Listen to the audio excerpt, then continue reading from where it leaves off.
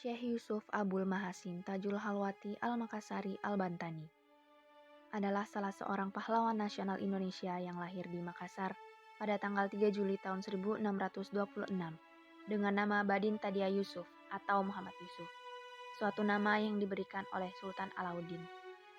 Ia wafat pada tanggal 23 Mei tahun 1699. Ia digelari Tuanta Salamakari Goa, yang artinya Tuan Guru Penyelamat Kita dari Goa, oleh pendukungnya di kalangan rakyat Sulawesi Selatan.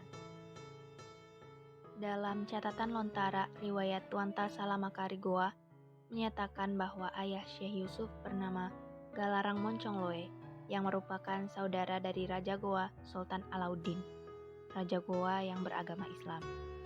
Sedangkan ibu kandung Syekh Yusuf bernama Aminah binti Dampang Komara, keturunan bangsawan Kerajaan Talo, kerajaan kembar yang berdampingan dengan Kerajaan Talo. Sejak berusia 15 tahun, Syekh Yusuf telah diberi pendidikan agama Islam oleh guru kerajaan Goa, Dayang Ritasamang di Cikoang.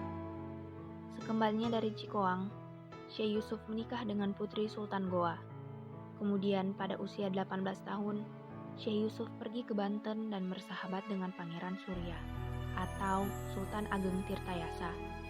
Lalu ia pergi ke Aceh, berguru pada Syekh Nuruddin Araniri dan mendalami tarekat Qadiriyah.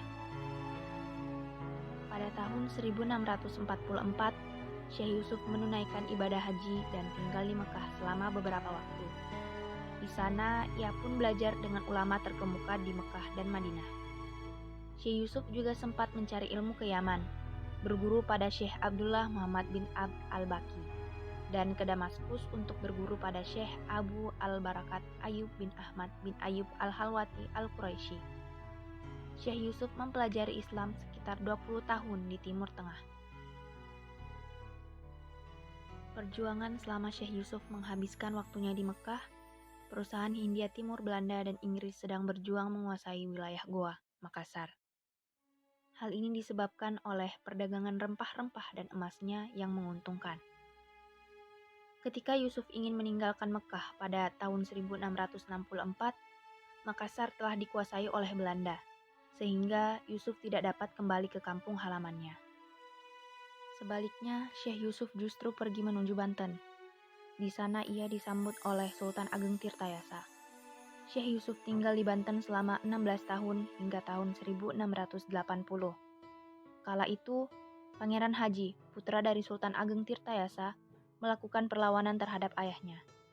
Sultan Ageng kemudian mengerahkan pasukannya, termasuk Syekh Yusuf pada tahun 1683, untuk mengepung Pangeran Haji.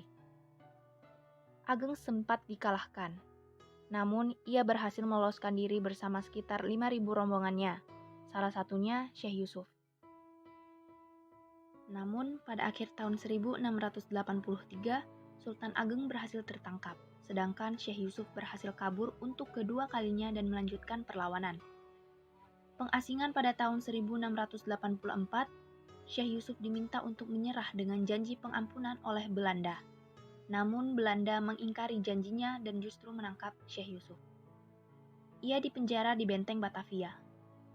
Karena curiga Syekh Yusuf akan melarikan diri, ia kemudian dipindahkan ke Ceylon, Sri Lanka pada September tahun 1684. Dari Sri Lanka, Syekh Yusuf tetap aktif menyebarkan agama Islam, sehingga memiliki ratusan murid, yang umumnya berasal dari India Selatan. Salah satu ulama besar India yang ikut dalam berguru pada Syekh Yusuf adalah Syekh Ibrahim Ibnu Mi'an. Melalui jamaah haji yang singgah ke Sri Lanka, Syekh Yusuf masih dapat berkomunikasi dengan para pengikutnya di Nusantara, sehingga akhirnya oleh Belanda, ia diasingkan ke lokasi lain yang lebih jauh, yaitu Afrika Selatan, pada bulan Juli tahun 1693. Kemudian pada tanggal 27 Juni tahun 1693, Syekh Yusuf dibuang ke Tanjung menggunakan kapal Footboh.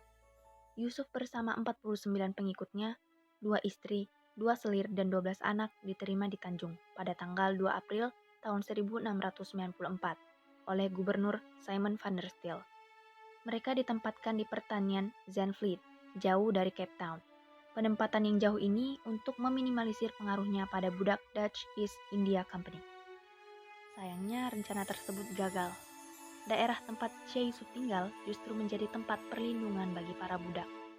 Selain itu, komunitas Islam kohesif pertama di Afrika Selatan juga didirikan di sana. Sejak saat itu, pesan Islam mulai disebarluaskan ke komunitas budak Cape Town. Hingga Syekh Yusuf meninggal dunia pada tanggal 23 Mei tahun 1699. Para pengikut Syekh Yusuf pun menjadikan hari wafatnya sebagai hari peringatan. Bahkan, Nelson Mandela, mantan Presiden Afrika Selatan, menyebutnya sebagai salah seorang putra Afrika terbaik. Jenazah Syekh Yusuf kemudian dibawa ke Goa atas permintaan Sultan Abdul Jalil. Ia dimakamkan di Lakyung pada April tahun 1705. Untuk mengenang jasa-jasanya, pada 7 Agustus tahun 1995, ia dianugerahi gelar pahlawan nasional oleh Presiden Soeharto dengan SK Presiden Kepres nomor 071 garing TK garing 1995 tanggal 7 Agustus tahun 1995.